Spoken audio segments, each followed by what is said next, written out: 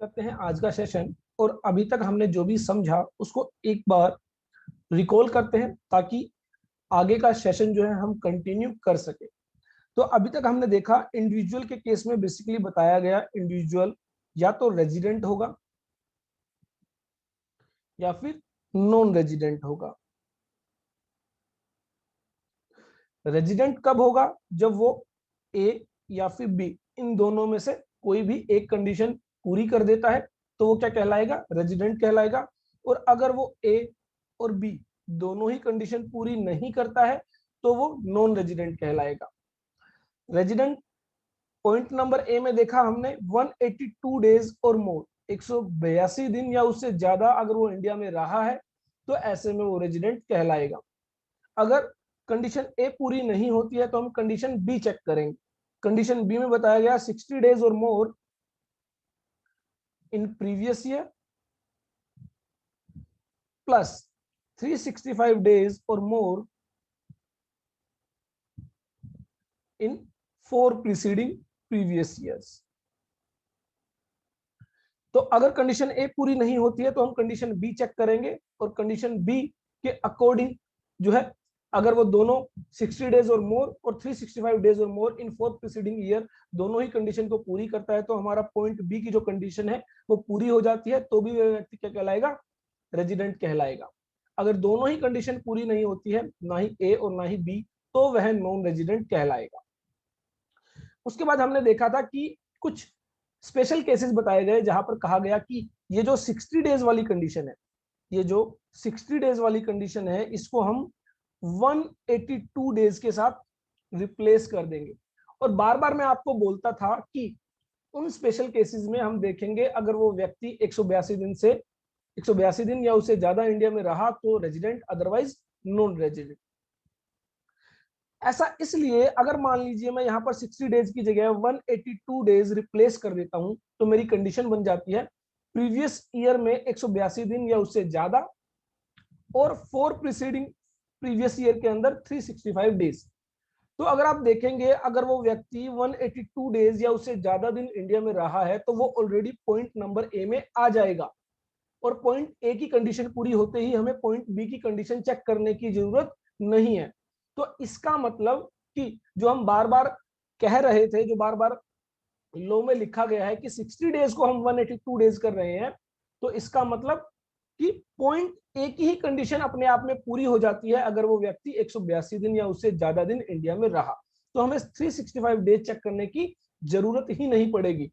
इसलिए मैं आपको बार बार बोल रहा था कि वहां पर 182 डेज और मोर वाली कंडीशन एप्लीकेबल होगी, हमें जो है 365 डेज वाली कंडीशन चेक करने की जरूरत ही नहीं पड़ेगी। लेकिन यहाँ पर एक बात का आपको ध्यान रखना है, हमने एक स्पेशल केस किया था कि अगर कोई भी इंडियन सिटीजन, कोई भी इंडियन सिटीजन और पर्सन ऑफ इंडियन ओरिजिन और पर्सन ऑफ इंडियन ओरिजिन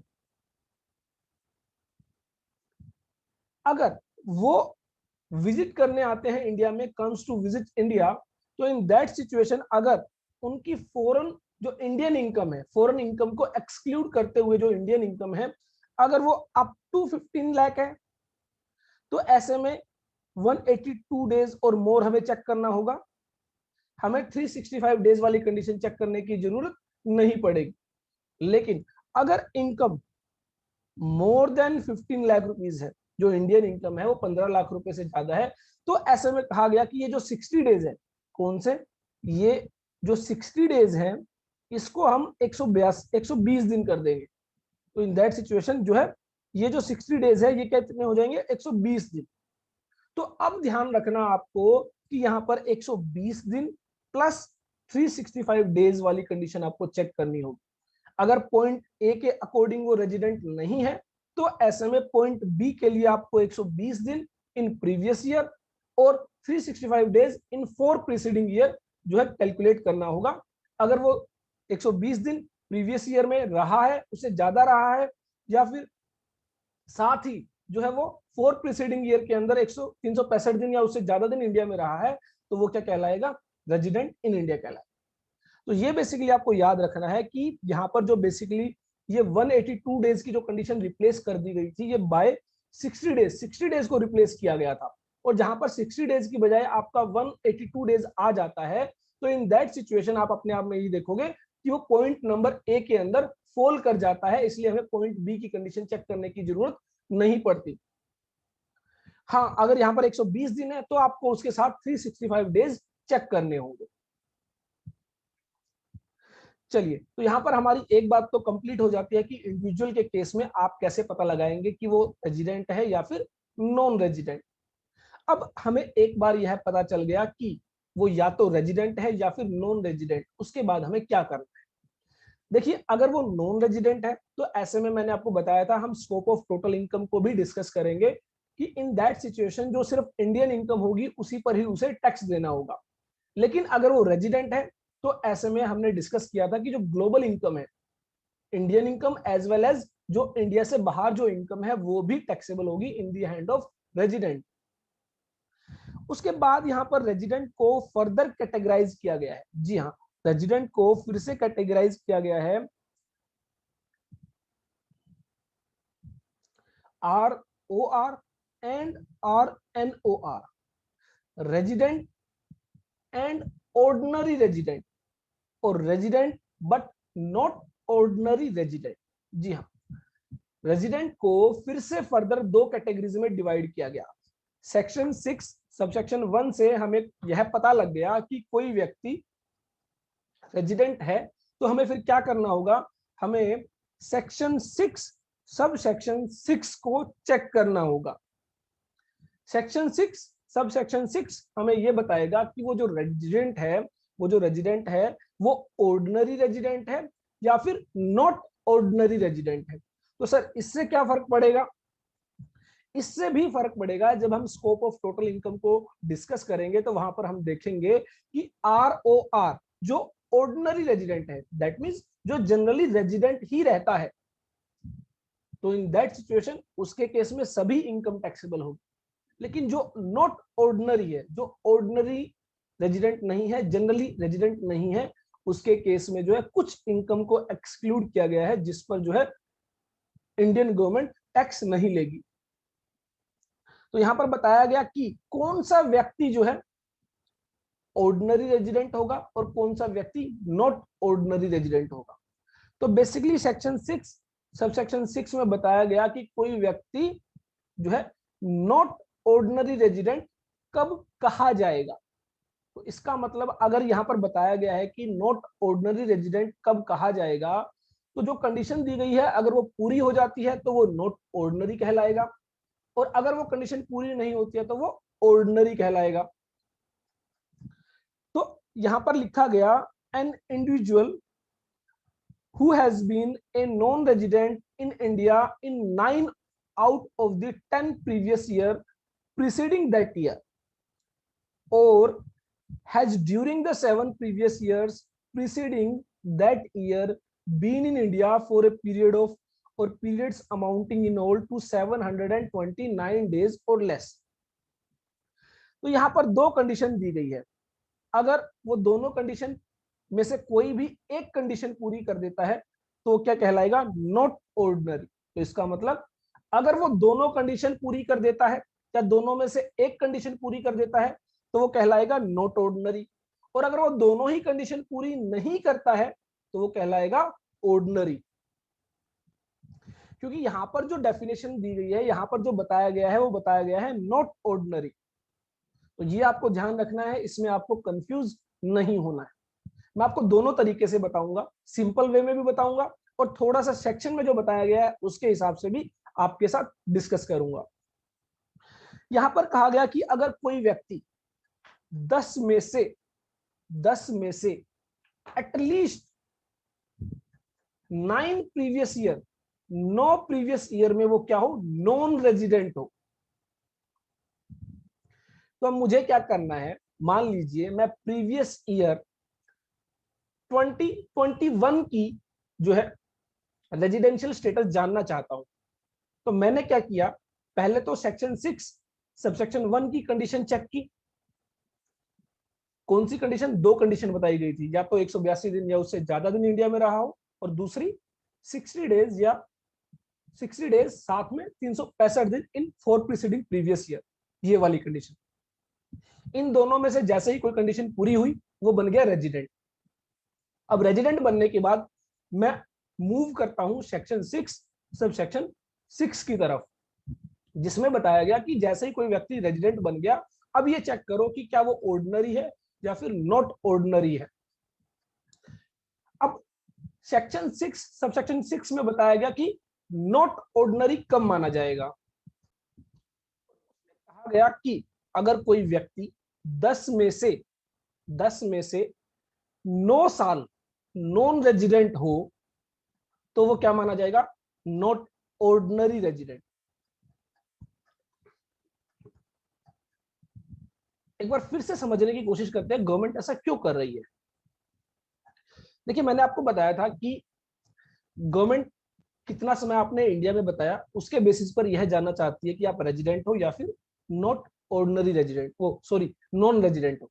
आप रेजिडेंट हो या नॉन रेजिडेंट हो, ये जानना चाहती है कि आपने कितना समय इंडिया में बिताया। अब मान लीजिए कोई एक ऐसा व्यक्ति है कि जो इंडिया में ही रहता है, जनरली बहुत कम समय के लिए इंडिया से बाहर जाता है। तो ऐसे में जब मैंने उसका रेजिडेंशियल स्टेटस चेक करने की कोशिश की तो मैंने देखा कि उसकी पहली कंडीशन पूरी हो जाती है कि वो 182 दिन या उससे ज्यादा दिन इंडिया में था प्रीवियस ईयर के अंदर, तो इसका मतलब वो रेजिडेंट हो गया। अब मैं देखता हूँ वो व्यक्ति जनरली इंडिया में ही रहता है, उससे पिछले साल में भी वो इंडिया में ही था 182 दिन या उससे ज्यादा दिन था, उससे पिछले साल भी वो इंडिया में ही था 182 दिन या उससे ज्यादा दिन था। तो जनरली वो व्यक्ति इंडिया में मोस्ट ऑफ द टाइम अपना जो है स्पेंड करता है। तो इसका मतलब वो क्या है, ordinary resident, ordinary, generally normally वो रेजिडेंट है। तो ऐसे में जब वो सारा का सारा समय अपना इंडिया में व्यतीत करता है तो उसे इंडिया में टैक्स पे करना होगा अपनी ग्लोबल इनकम पर।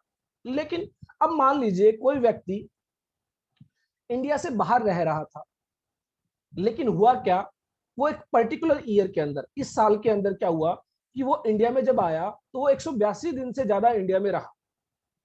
तो अब जब मैंने उसका रेजिडेंशियल स्टेटस चेक करने की कोशिश की तो पॉइंट नंबर ए की जो कंडीशन थी 182 दिन वाली वो पूरी हो गई, तो वो बन गया रेजिडेंट। लेकिन उस साल में तो वो रेजिडेंट बन गया, लेकिन उससे पिछले सालों में तो वो इंडिया में था ही नहीं, उससे पिछले सालों में तो वो इंडिया से बाहर था, उससे पिछले सालों में तो वो एक नॉन रेजिडेंट था। तो इसका मतलब वो रेजिडेंट तो है बट एक ऑर्डिनरी रेजिडेंट नहीं है, वो जनरली इंडिया में नहीं रहता। उस पर्टिकुलर ईयर में वो 182 दिन से ज्यादा रह गया इसलिए वो रेजिडेंट बन गया, लेकिन जनरली नॉर्मली वो इंडिया से बाहर रहता है, तो इसको हम कहेंगे resident but not ordinary resident, कि वो ऑर्डिनरी रेजिडेंट नहीं है। तो इसका मतलब गवर्नमेंट ये कह रही है कि आप चेक करो कि वो इस साल में रेजिडेंट तो है, लेकिन इस साल से पिछले जो 10 साल है उन 10 में से अगर वो 9 साल नॉन रेजिडेंट रहा तो हम उसको क्या मानेंगे, नॉट ऑर्डिनरी रेजिडेंट मानेंगे, कि वो जनरली रेजिडेंट नहीं है, वो एक नॉट ऑर्डिनरी रेजिडेंट है। आई होप आपको क्लियर होगा अब कि पर्टिकुलर प्रीवियस ईयर में जिस साल की इनकम हम कंप्यूट करना चाहते हैं उस साल में तो वो रेजिडेंट है, सेक्शन 6 सबसेक्शन 1 की कंडीशन पूरी हो गई है। लेकिन अब हम ये चेक करना चाहते हैं कि वो कैसा रेजिडेंट है, क्या वो जनरली नॉर्मली रेजिडेंट ही रहता है या जनरली नॉर्मली रेजिडेंट नहीं होता है। तो इसके लिए हमें बताया गया कि एक पर्सन जो है हम नॉट ऑर्डिनरी रेजिडेंट मानेंगे अगर उसके पिछले 10 प्रीवियस ईयर में से वो 9 प्रीवियस ईयर में क्या है, नॉन रेजिडेंट। और अगेन एक बात आपको ध्यान रखनी है, नॉन रेजिडेंट कैसे कहलाएगा, जब वो सेक्शन 6 सबसेक्शन 1 की दोनों कंडीशन पूरी नहीं करेगा। एक एग्जांपल के जरिए मैं आपको समझाने की कोशिश करता हूं। मिस्टर एक्स है, अब मैं क्या कर रहा हूं, प्रीवियस ईयर 2020-21 के लिए इनका रेजिडेंशियल स्टेटस चेक कर रहा हूं, और मैंने क्या देखा, सेक्शन 6 सबसेक्शन 1 में जो दो कंडीशन दी गई थी, कंडीशन ए और कंडीशन बी, इन दोनों में से कोई भी एक कंडीशन पूरी होती है जैसे ही, तो वो बन जाता है रेजिडेंट। तो मिस्टर एक्स के केस में मान लीजिए मेरी कंडीशन ए पूरी हो गई और ये बन गए रेजिडेंट, लेकिन अब मैं चेक करना चाहता हूं ये ओ आर है या फिर एन ओ आर है, ऑर्डिनरी रेजिडेंट है या फिर नॉट ऑर्डिनरी रेजिडेंट।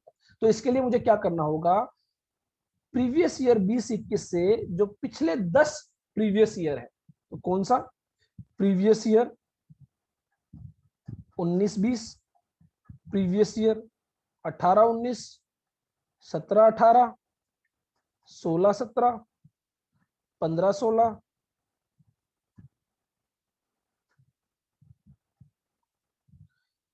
14-15, 13-14, 12-13, 11-12 और 10-11। तो ये 10 प्रीवियस ईयर जो है मैंने यहां पर नोट डाउन कर लिए। अब मुझे क्या चेक करना है, मुझे चेक करना है इन 10 प्रीवियस ईयर में से वो अगर 9 साल 9 प्रीवियस ईयर में वो नॉन रेजिडेंट है तो वो क्या कहलाएंगे, NOR, नॉट ऑर्डिनरी रेजिडेंट। तो अब मुझे क्या चेक करना होगा, 19-20 के लिए वो चेक करना होगा सबसे पहले कि 19-20 के अंदर वो रेजिडेंट थे या नॉन रेजिडेंट। तो इसको कैसे पता लगाएंगे, अगेन यहाँ पर 6 सब्जेक्शन 1 की कंडीशन चेक करेंगे, ए और बी। अगर ए कंडीशन और बी कंडीशन में से कोई भी एक कंडीशन पूरी हो गई तो ये बन जाएंगे रेजिडेंट, अदरवाइज ये बन जाएंगे नॉन रेजिडेंट। अब मान लीजिए मैंने 19-20 की चेक की तो ये बन गए नॉन रेजिडेंट। मैं अगेन फिर 18-19 की चेक करूंगा, 6 सब्जेक्शन 1 के अंदर ए और बी कि इस साल के अंदर 182 दिन या उससे ज्यादा दिन, और इससे पिछले 4 साल के अंदर 365 डेज या उससे ज्यादा दिन। और अगर मान लीजिए यहां पर भी वो बन गए नॉन रेजिडेंट, मैं फिर से चेक करूंगा 17-18 का। अब इन 10 साल में से अगर वो 9 साल में नॉन रेजिडेंट बन गए तो वो NOR कहलाए। अगर वो 8 साल नॉन रेजिडेंट थे तो वो ऑर्डिनरी रेजिडेंट बन जाएंगे, क्योंकि क्या क्या क्या कहा गया है, 10 में से 9 साल वो जो है नॉन रेजिडेंट होने चाहिए। अगर 10 में से 8 साल वो नॉन रेजिडेंट है तो ये कंडीशन पूरी नहीं होगी, वो बन जाएंगे ऑर्डिनरी रेजिडेंट। तो आई होप आपको ये कंडीशन जो है क्लियर हुई होगी। फिर भी अगर आपको डाउट है तो प्लीज शेयर कीजिए, ठीक है। उसके बाद एक और कंडीशन बताई गई, और उस कंडीशन में आप देखेंगे यहां पर और वर्ड का यूज किया गया है, और वर्ड का यूज किया गया है। मैंने आपको बताया था 2 वर्ड्स यूज होते हैं, और या फिर एंड। अगर और वर्ड यूज किया गया तो इसका मतलब ये जो पहली कंडीशन बताई गई 10 में से 9 साल वो जो नॉन रेजिडेंट होनी चाहिए ये, या फिर during the 7 previous year preceding that year has been in India for a period amounting into 729 days or less। तो क्या जो है उनका स्टे इंडिया के अंदर पिछले 7 सालों में 729 दिन या उससे कम होना चाहिए। अगर उनका स्टे 730 दिन हो गया तो ये कंडीशन पूरी नहीं होगी, वो बन जाएंगे ऑर्डिनरी रेजिडेंट। तो अब मैं क्या करता हूं, मान लीजिए मैंने 10 साल में से चेक किया, मैंने 10 साल में से चेक किया और मैंने देखा वो 9 साल नॉन रेजिडेंट थे, तो मुझे अगली कंडीशन चेक करने की जरूरत ही नहीं है, वो बन जाएंगे NOR। लेकिन मैंने देखा कि वो 10 में से 8 साल नॉन रेजिडेंट थे और 2 साल रेजिडेंट थे, तो ऐसे में मेरी पहली कंडीशन तो फुलफिल नहीं हुई।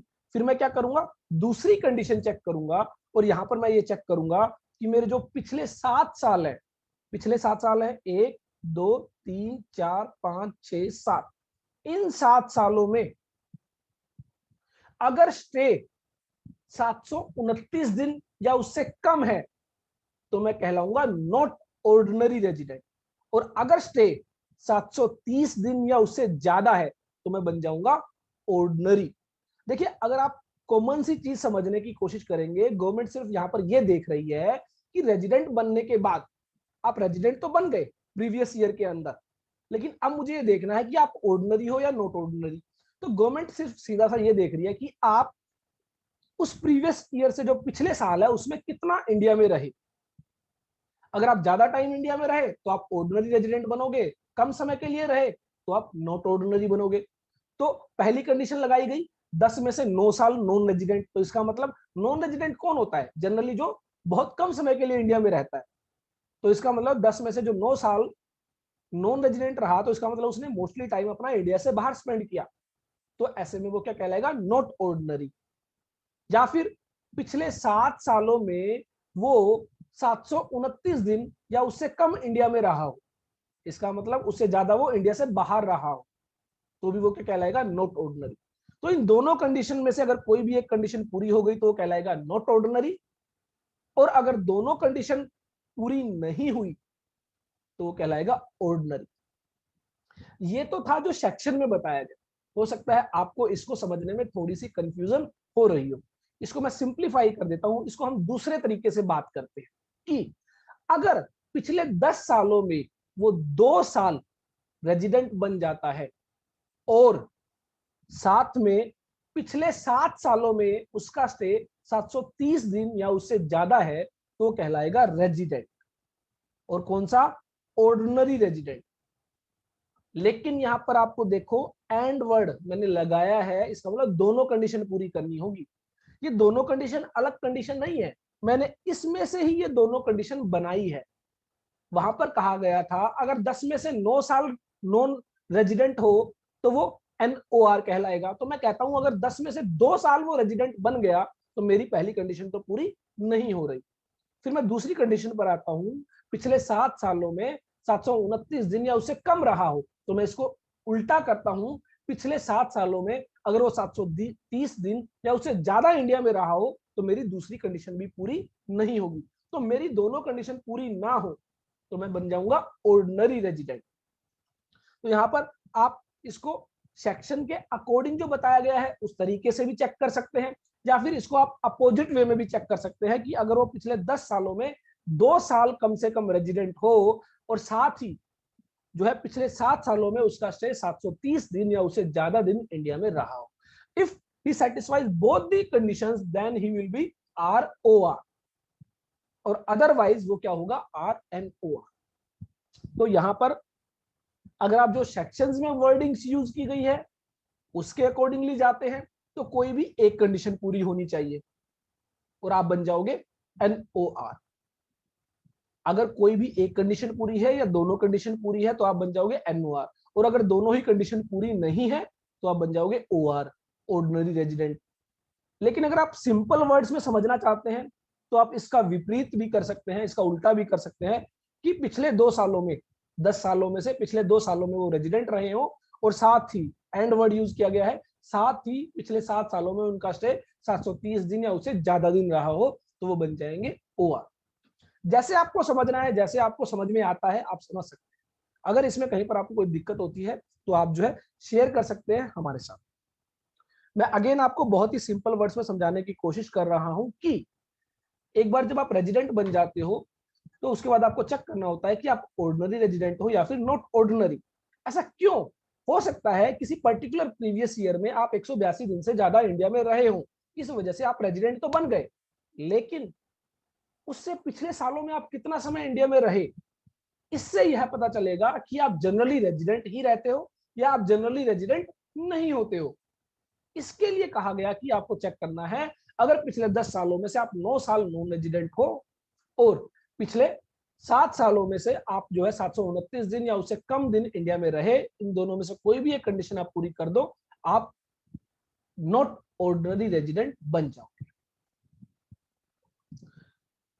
तो आई होप आपको ये क्लियर हो गया होगा। इस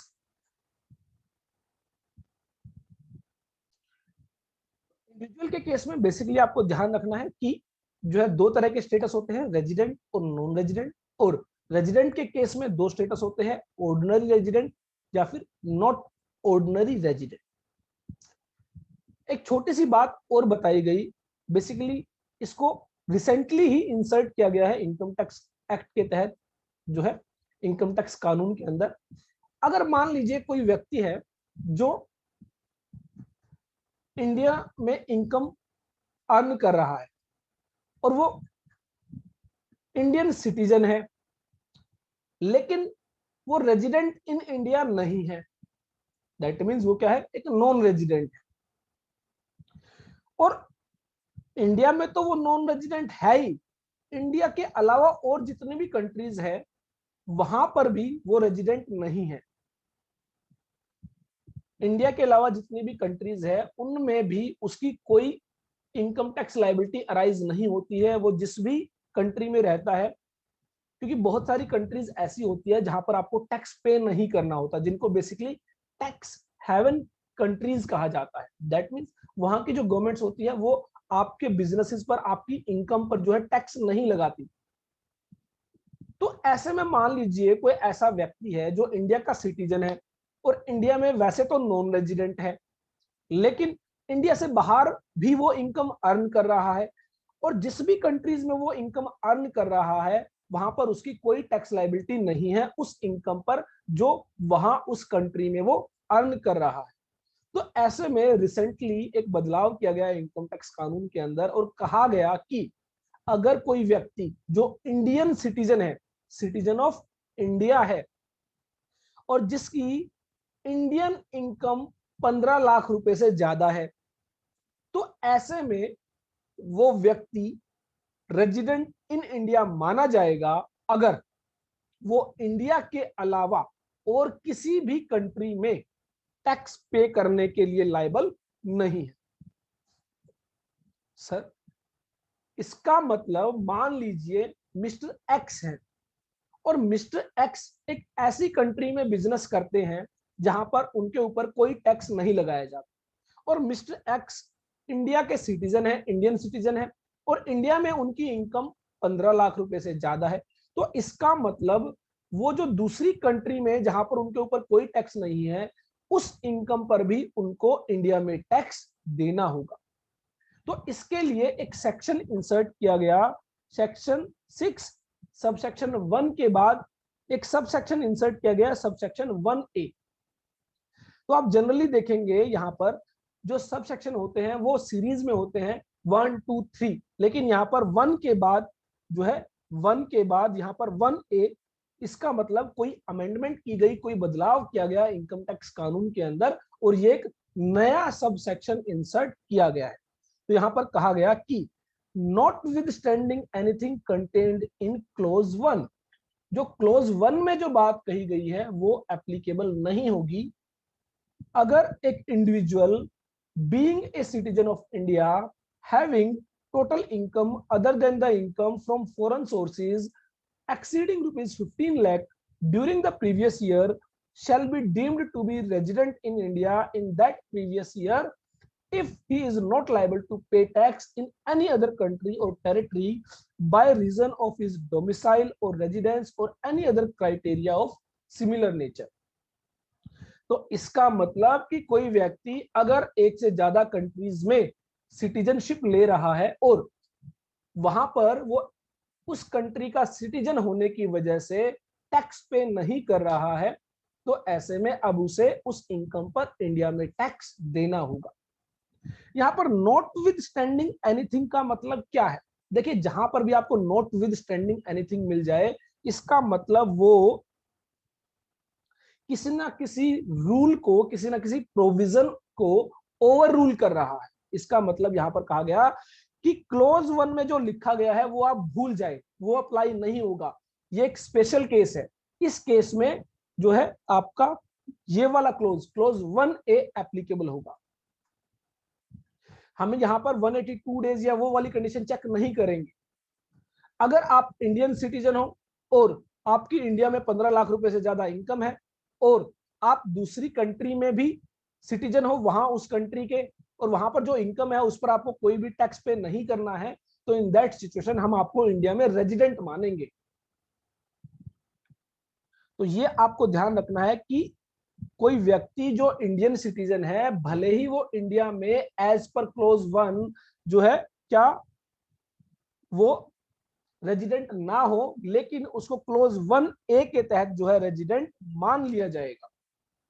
और ऐसे में उसकी इनकम अगर 15 लाख रुपए से ज्यादा है तो उसको फॉरेन इनकम पर भी इंडिया में टैक्स पे करना हो।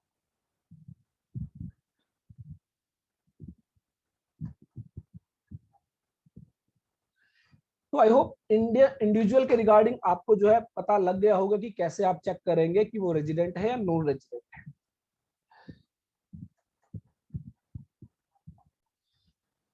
बाद हमने जो है सेक्शन 6 सबसेक्शन 1 में कुछ स्पेशल केसेस को रीड किया था। तो एक्सप्लेनेशन बेसिकली इंसर्ट की गई थी एक्सप्लेनेशन 1 के अंदर, पॉइंट नंबर ए में बताया गया था कोई व्यक्ति अगर member of crew of an Indian ship है और वो इंडिया छोड़कर जा रहे हैं तो ऐसे में हमें 182 डेज की कंडीशन चेक करनी है। या फिर कोई व्यक्ति है इंडियन सिटीजन है और जो एम्प्लॉयमेंट के लिए आउटसाइड इंडिया जा रहा है तो ऐसे में हमें 182 डेज की कंडीशन चेक करनी है। तो इन स्पेशल केसेस में जो पॉइंट नंबर ए में बताए गए उनके केस में हम जब यह पता लगाएंगे कि वो ऑर्डिनरी है या नॉट ऑर्डिनरी तो हमें वही कंडीशन चेक करनी है जो अभी तक हमने डिस्कस की। लेकिन जो पॉइंट नंबर बी में बताया गया था कि कोई व्यक्ति जो इंडियन सिटीजन है या पर्सन ऑफ इंडियन ओरिजिन है और जो इंडिया से बाहर रहते हैं और इंडिया में विजिट करने के लिए आते हैं तो ऐसे में हमें 60 डेज की जगह उनकी 182 डेज की कंडीशन चेक करनी है। और अगर जो इनकम है वो 15 लाख से ज्यादा है इंडियन इनकम तो ऐसे में जो 60 डेज की कंडीशन है उसको हम 120 डेज जो है कंसीडर करें। तो इस केस में जो पॉइंट नंबर बी में बताया गया उस केस में अगर वो रेजिडेंट बन जाते हैं तो हमें फिर से चेक करना होगा वो रेजिडेंट है या फिर नॉट ऑर्डिनरी रेजिडेंट है, ऑर्डिनरी है या फिर नॉट ऑर्डिनरी। तो इसके लिए सेक्शन 6 सब सेक्शन 6 में जो आपको पॉइंट नंबर सी बताया गया, जो क्लॉज सी बताया गया उसमें आपको बताया गया सिटीजन ऑफ इंडिया और person of Indian origin having total income other than the income from foreign sources exceeding rupees 15 lakh during the previous year as referred to in clause B of explanation 1 to clause 1 who has been in India for a period or periods amounting in all to 120 days or more but less than 182 days। 120 दिन से ज्यादा वो रहा है और 182 दिन या फिर उससे कम दिन 182 डेज और लेस देन 182 डेज। अगर वो 182 दिन से कम रहा है तो ऐसे में वो क्या कहलाएगा NOR। क्योंकि क्लोज सी जो हमने एक्सप्लेनेशन 1 के अंदर क्लोज बी में जो पार्ट बी में हमने जो देखा था वहां पर कहा गया था अगर इंडियन इनकम 15 लाख रुपए से ज्यादा है तो हमें देखना होगा 60 डेज की बजाय 120 डेज। तो इसका मतलब 120 दिन तो वो रहा ही है तो ही वो रेजिडेंट बन पाएगा। अब रेजिडेंट बनने के बाद हमें चेक करना है वो OR है या फिर NOR है। तो इसके लिए कहा गया अगर वो 182 दिन से कम रहा है तो वो क्या रहेगा NOR नॉट ऑर्डिनरी रेजिडेंट। अगर वो 182 दिन से ज्यादा रहा है तो वो बन जाएगा ऑर्डिनरी रेजिडेंट। उसके अलावा a citizen of India who is deemed to be resident in India under clause 1A। तो यहाँ पर क्लोज 1A जो न्यूली इंसर्ट किया गया था जिसमें हमने देखा था कि कोई इंडियन सिटीजन जो 15 लाख रुपए से ज्यादा जिसकी इंडियन इनकम है और वो किसी दूसरी कंट्री में भी सिटीजन है उस कंट्री का और वहां पर जो इनकम है उस पर उसकी कोई भी टैक्स लायबिलिटी नहीं है तो ऐसे में वो क्या माना जाएगा इंडिया में रेजिडेंट माना जाएगा और यहाँ पर वो हमेशा क्या होगा NOR होगा। तो ये आपको ध्यान रखना है क्योंकि वो इंडियन सिटीजन है अदरवाइज तो वो नॉन रेजिडेंट है लेकिन क्लोज 1A की वजह से वो रेजिडेंट बन रहा है और क्लोज 1A की वजह से अगर कोई रेजिडेंट बनेगा तो वो हमेशा नॉट ऑर्डिनरी रेजिडेंट होगा। ये आपको ध्यान रखना। थोड़ा सा टेक्निकल हो रहा है लेकिन इतना टेक्निकल होने की जरूरत नहीं है। अगर आप कुछ कॉमन चीजों को अंडरस्टैंड करने की कोशिश करेंगे बहुत इजीली आप समझ पाएंगे। और अगेन मैंने आपको बताया कि ये एक थ्योरेटिकल कॉन्सेप्ट है जहां पर आपका क्लाइंट या आप फ्रीक्वेंटली इंडिया से बाहर आते जाते हैं तो ये कॉन्सेप्ट जो है आपका एप्लीकेबिलिटी में आता है। अदरवाइज आपको इतना सोचने की जरूरत ही नहीं होगी। जो व्यक्ति जनरली इंडिया में रहता है वो जनरली क्या होगा रेजिडेंट होगा और कौन सा रेजिडेंट होगा ऑर्डिनरी रेजिडेंट होगा। लेकिन फिर भी अगर आपका कोई क्लाइंट या आप खुद अगर इंडिया से फ्रीक्वेंटली जो है बाहर जाते हैं आते हैं तो ऐसे में आप जो है चेक कर सकते हैं किस तरह आप जो है रेजिडेंट कहलाएंगे या फिर नॉन रेजिडेंट कहलाएंगे। और अगर आप रेजिडेंट है तो कैसे आप ऑर्डिनरी रेजिडेंट है या फिर नॉट ऑर्डिनरी रेजिडेंट है ये आपको पता होना जरूरी है। तो इंडिविजुअल के रिगार्डिंग हमारा जो है कंप्लीट हो जाता है। अगर इंडिविजुअल के रिगार्डिंग आपका कोई भी डाउट है तो प्लीज जरूर शेयर करें।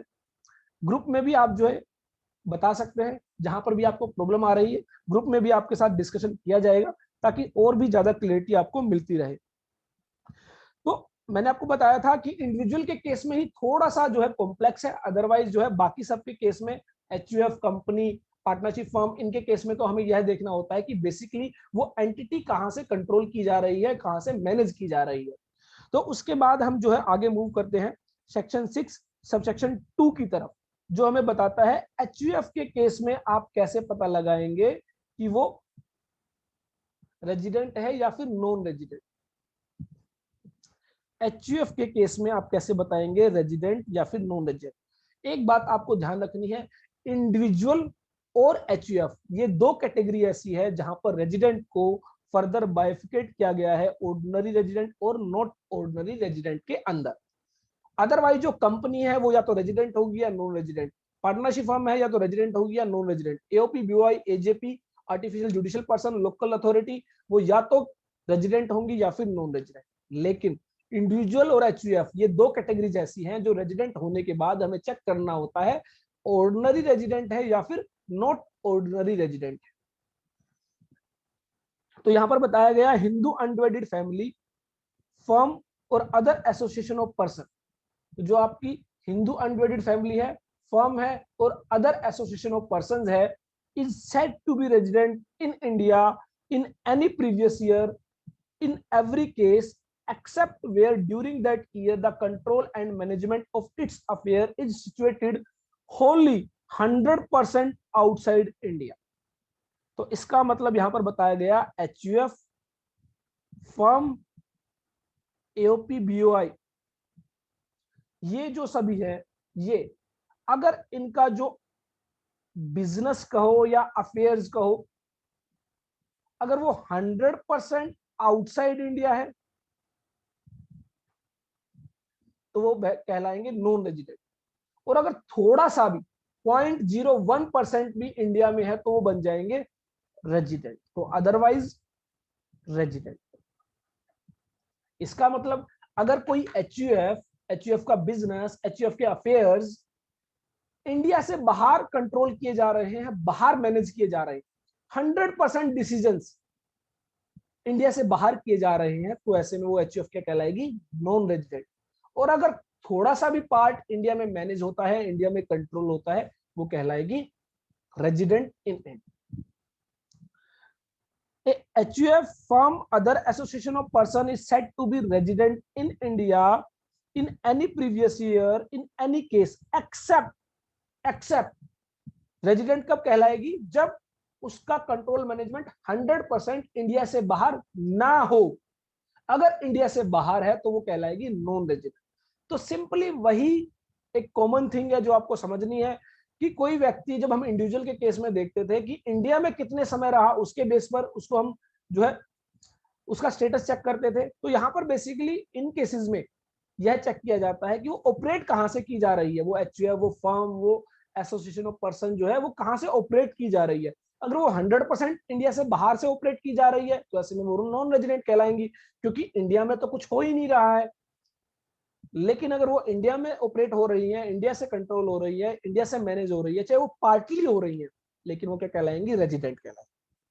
उसके बाद अब मैंने आपको बताया फर्म के केस में, एओपी के केस में, बीओआई के केस में, इनके केस में जो है ओआर और एनओआर का कोई कॉन्सेप्ट नहीं है, नॉट ऑर्डिनरी और ऑर्डिनरी रेजिडेंट का कोई कॉन्सेप्ट नहीं है। लेकिन एचयूएफ के केस में अगर आपने चेक किया कि वो रेजिडेंट है या फिर नॉन रेजिडेंट, कैसे पता चलेगा? अगर एचयूएफ का कंट्रोल एंड मैनेजमेंट जो है वो 100% आउटसाइड इंडिया से है तो वो नॉन रेजिडेंट, और अगर वो पार्टली इंडिया में है या फिर 100% इंडिया में है तो वो रेजिडेंट। तो इसके लिए तो हमें देखना है कंट्रोल एंड मैनेजमेंट।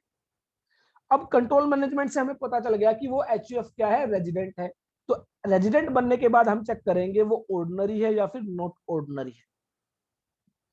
अब ऑर्डिनरी और नॉट ऑर्डिनरी कैसे पता चलेगा? तो अगेन जो सबसेक्शन 6 में जो कंडीशन दी गई थी वही कंडीशन हमें फिर से चेक करनी होगी। लेकिन सर एचयूएफ के केस में हम किस व्यक्ति के रिगार्डिंग वो कंडीशन चेक करेंगे, क्योंकि उसके लिए तो हमें किसी इंडिविजुअल का होना जरूरी है। तो ऐसे में मैंने आपको बताया था एचयूएफ को जो मैनेज करता है वो करता है जो हेड ऑफ द फैमिली होता है, जिसको कर्ता कहा जाता है, और बाकी सब क्या होते हैं, मेंबर्स होते हैं, को पार्टनर्स होते हैं। तो ऐसे में कोई एचयूएफ ऑर्डिनरी रेजिडेंट है या फिर नॉट ऑर्डिनरी रेजिडेंट, हमें चेक करना होगा जो उसका कर्ता है, जो उसका कर्ता है वो पिछले 10 प्रीवियस ईयर्स में, या तो 9 प्रीवियस ईयर्स, 9 प्रीवियस ईयर क्या हो, नॉन रेजिडेंट हो, या फिर जो है साथ में वो 729 दिन या उससे कम दिन इंडिया में रहा हो, तो वो एचयूएफ क्या कहलाएगी, नॉट ऑर्डिनरी रेजिडेंट। और अगर करता पिछले 10 में से 2 साल रेजिडेंट था या उससे ज्यादा साल रेजिडेंट था, और साथ ही जो पिछले 7 सालों में उसका स्टे है वो 730 दिन या उससे ज्यादा दिन था, तो वो कहलाएगा ऑर्डिनरी रेजिडेंट। ऑर्डिनरी रेजिडेंट कौन कहलाएगी, जो एचयूएफ है वो कहलाएगी ऑर्डिनरी रेजिडेंट। तो यहां पर बताया गया है सेक्शन 6 सबसेक्शन 6 के अंदर जो बी पार्ट है, आप देखोगे अभी तक हमने जो है सेक्शन 6 सबसेक्शन 6 का ए पार्ट कवर किया था, सी पार्ट कवर किया था, डी पार्ट कवर किया था। हमने बी पार्ट कवर नहीं किया था क्योंकि वो बात करता था एचयूएफ की। तो एचयूएफ में कहा गया है कि a Hindu undivided family whose manager has been a non-resident in India in 9 out of the 10 previous year preceding that year, or has during the 7 previous years preceding that year been in India for a period amounting into 729 days or less।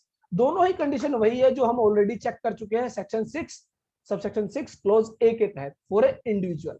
तो same way में आपको जो है HUF के लिए check करना है, और एचयूएफ के केस में आप किसका स्टे चेक करेंगे, मैनेजर का। जनरली मैनेजर होता है आपका जो कर्ता, तो कर्ता का स्टे आप चेक करेंगे। अगर वो पिछले 10 सालों में से 9 साल नॉन रेजिडेंट था, और या फिर पिछले 7 सालों में से जो है उसका स्टे इंडिया के अंदर 729 दिन या उससे कम था, तो वो जो एचयूएफ है वो एनओआर नॉट ऑर्डिनरी रेजिडेंट कहलाएगी, अदरवाइज वो ऑर्डिनरी रेजिडेंट कहलाएगी। तो आई होप ये आपको अच्छे से क्लियर होगा। अब बात आई कि सर कंट्रोल एंड मैनेजमेंट क्या है, और ये हमें कैसे पता चलेगा कि वो 100% आउटसाइड इंडिया है या फिर इन इंडिया है। तो देखिए बेसिकली ये सभी जो बातें हैं वो फैक्ट्स ऑफ द केसेस पर डिपेंड करेगी। हर केस में ये सिचुएशन अलग हो सकती है कि कंट्रोल क्या है और मैनेजमेंट क्या है। तो जनरली बेसिकली कंट्रोल और मैनेजमेंट का मतलब वो होता है जहां पर आप पॉलिसीज बनाते हैं, जहां पर आप अपनी अपनी एंटिटी के लिए रूल्स और रेगुलेशंस बनाते हैं, जो आपके बिजनेस है या फिर अफेयर्स है जिनको आप रन करते हैं, वो आप कैसे मैनेज करते हैं। तो बेसिकली अगर वो कंट्रोल मैनेजमेंट 100% आउटसाइड इंडिया से मैनेज किया जा रहा है, कंट्रोल किया जा रहा है, तो इन दैट सिचुएशन वो नॉन रेजिडेंट है, अदरवाइज वो रेजिडेंट है। उसके बाद next, residential status in case of a company.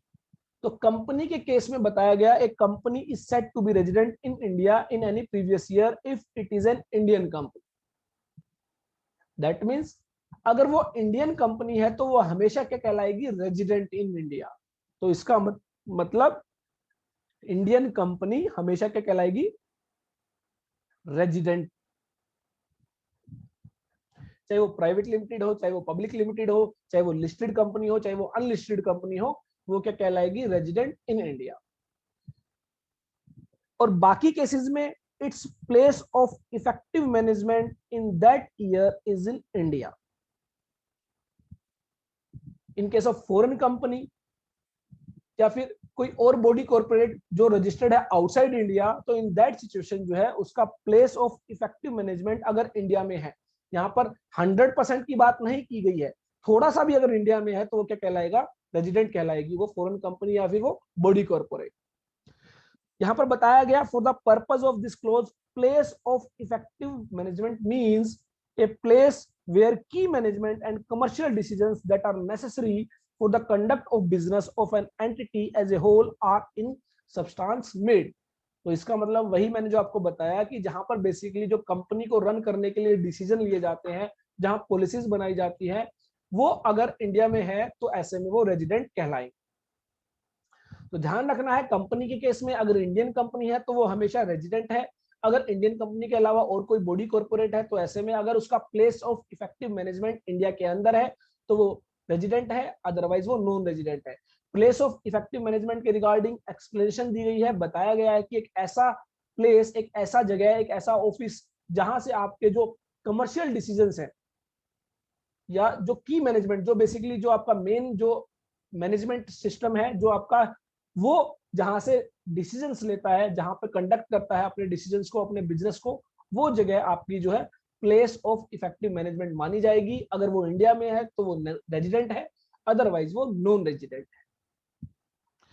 उसके अलावा residential status in case of other person, तो वही बात बताई गई, if the control and management of its affair is situated Holi outside India, अगर कंट्रोल और मैनेजमेंट आउटसाइड इंडिया है 100%, तो वो नॉन रेजिडेंट है। अगर थोड़ा सा भी इंडिया के अंदर है तो वो रेजिडेंट है। अदर पर्सन में आपका बेसिकली जो है local authority, artificial judicial person, ये सभी कवर हो जाते हैं। उसके बाद सेक्शन 6 सबसेक्शन 5 में बताया गया residence for one source, residence for all income. तो अगर मान लीजिए इंडिया के अंदर या इंडिया से बाहर आपके 10 सोर्सेज ऑफ इनकम है, 10, दैट मींस 10 सोर्स से आप पैसा कमा रहे हैं, तो अगर आप एक बार इंडिया में रेजिडेंट हो जाते हो तो सभी इनकम के लिए आप रेजिडेंट रहोगे, और अगर आप एक बार नॉन रेजिडेंट हो जाते हो तो सभी इनकम्स के लिए जो है आपका स्टेटस मतलब इनकम के अकॉर्डिंग आपका रेजिडेंशियल स्टेटस में कोई चेंज नहीं आएगा। अगर आप एक बार रेजिडेंट हो उस प्रीवियस ईयर के लिए, तो उस प्रीवियस ईयर में जितनी भी आपकी इनकम है, जिस भी सोर्स से आपकी इनकम है, आप सभी के लिए ही रेजिडेंट रहोगी। तो यहां पर बताया गया, if a person is resident in India in A previous year relevant to an assessment year in respect of any source of income, he shall be deemed to be resident in India in the previous year relevant to assessment year in respect of each of his other source of income. तो अगर आप एक previous year के अंदर resident हो तो ऐसे में आप सभी सोर्स ऑफ इनकम्स के लिए रेजिडेंट कहलाओगे। तो ये था बेसिकली आपका रेजिडेंशियल स्टेटस का कॉन्सेप्ट, जिसके बेसिस पर यह पता लगाया जाएगा कि आपके हैंड में कौन कौन सी इनकम टैक्सेबल होगी, किस किस इनकम पर आपको टैक्स देना होगा, और कौन कौन सी इनकम ऐसी होगी जो आपके हैंड में टैक्स नहीं होगी। तो ऐसे में ये बेसिकली आपकी जो है टोटल इनकम को कंप्यूट करने में आपकी हेल्प करेगा। बार बार मैं आपको बता रहा हूं कि काफी हद तक थ्योरेटिकल कॉन्सेप्ट है।